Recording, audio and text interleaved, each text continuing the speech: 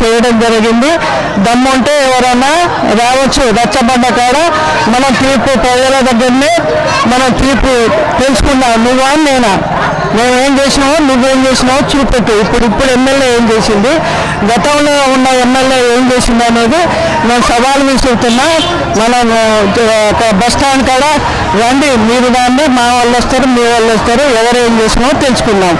అన్నీ అక్కడ రేవంత్ రెడ్డి ఎట్లా మోసం చేసి ప్రజలను ఎట్లా మధ్య పెడతాడో ఇక్కడున్న ఎమ్మెల్యే కూడా దాన్ని చేసిన పనులను నేను రిబ్బన్ కట్ చేసిన, నేను స్విచ్ ఆన్ చేసిన, నా పీరియడ్లో ఇప్పుడు 16 వార్డులు ఉన్నాయి. 16కి 16 మేము కొట్టబోతున్నాం. అందులో ఎటువంటి అనుమానం లేదు. చైర్మన్ సీట్ అయితే మాదే. ఇంకా ఎదుటోళ్ళు పగటి కలర్ అంటూ ఉంటారు, అట్లా కననియండి, తప్పేం లేదు. కానీ ఈసారి చైర్మన్ సీట్ మాది.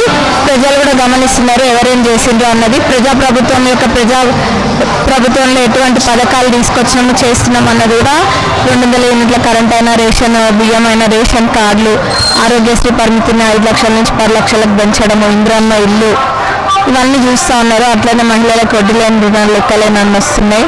ఇక్కడ డెవలప్మెంట్ కూడా ఇంకా చేయాల్సింది ఉంది, చేసినవి ఉన్నాయి. అవన్నీ కూడా చూసుకుంటూ ఈసారి కాంగ్రెస్ పార్టీని గెలిపిస్తామని ప్రజల్లో స్పందన ఉంది. రమ్మని నాన్న సవాల్ చేసుకుందాం.